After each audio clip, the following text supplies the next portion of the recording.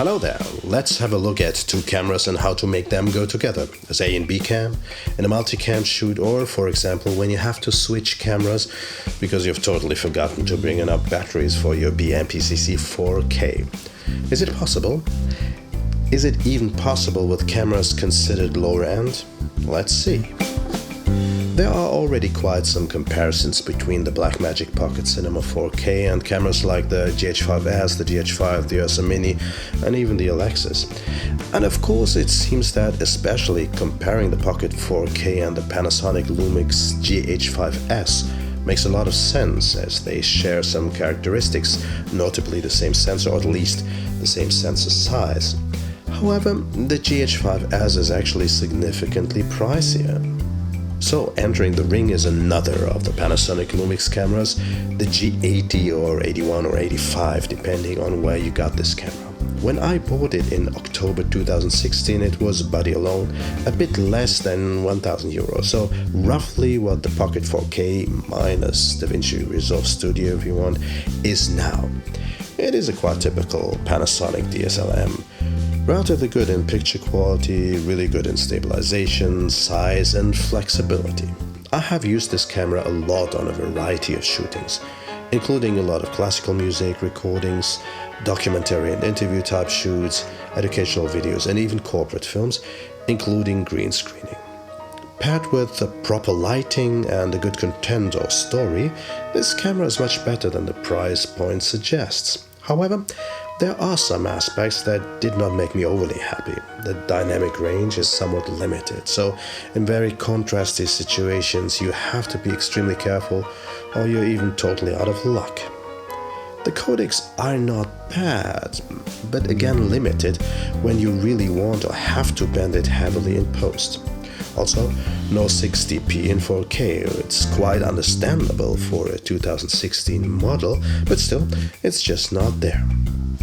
All the aspects mentioned above are reasons to jump on the BMPCC 4K bandwagon, as it is just better in all these respects. I took some test footage to compare the two, taken on a really bright winter day, that means high contrast. Also, it was a quick Sunday afternoon trip with my family, so my shots had to be quick as well. I guess you can easily see that the picture quality of the Pocket 4K is indeed superior.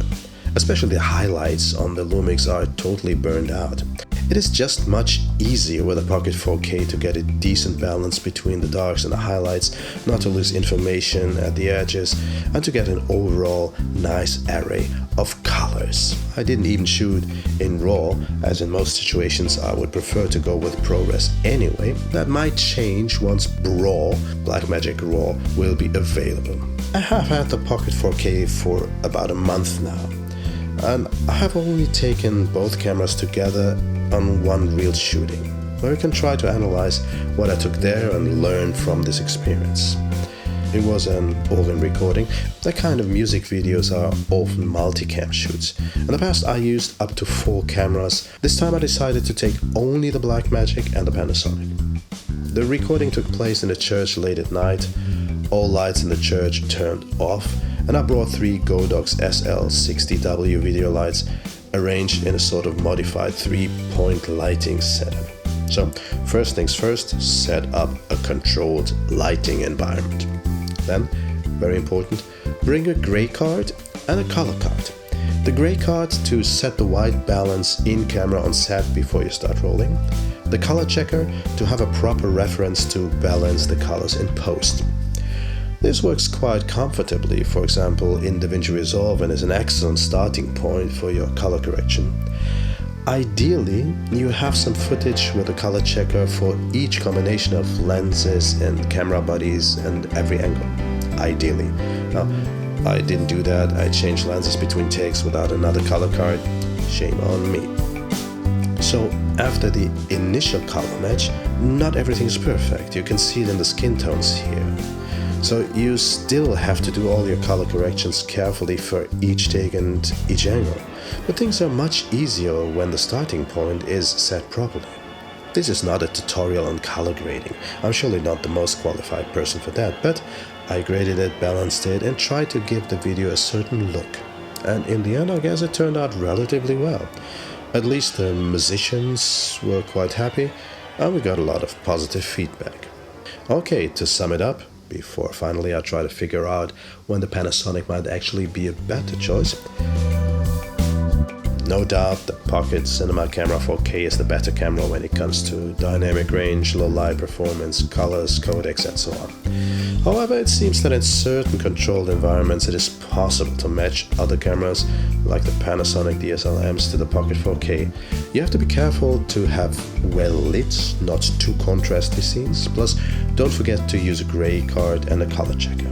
Of course, the cameras are different, so it is better to use them for different angles, for takes that do not say the same thing. It's a bit like using different lenses. And now, there are situations when the Pocket 4K is not the first choice. Situations when a camera like the Panasonic G80, 81, 85 is better or at least easier. The first point is the in-body image stabilization. Panasonic really excels here. So without a Steadicam or a gimbal, you get relatively smooth shots even when the terrain is rough. Second, the flip-out screen.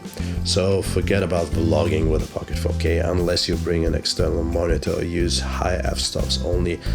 By the way, also audio, even though the BMPCC 4K offers an XLR jack with phantom power and features quite good built-in mics, is an issue for some vloggers as the 3.5mm input jack doesn't really work well with most plug-in powered mics and has somewhat poor preamps, even with the Blackmagic Camera 6.1 update.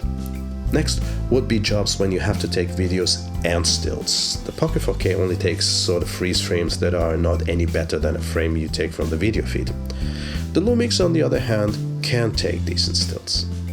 Then, situations that require a follow focus. Well, Panasonic doesn't shine here either, but it is at least sometimes under good conditions work in follow focus, though this would much rather be a score for Canon and Sony.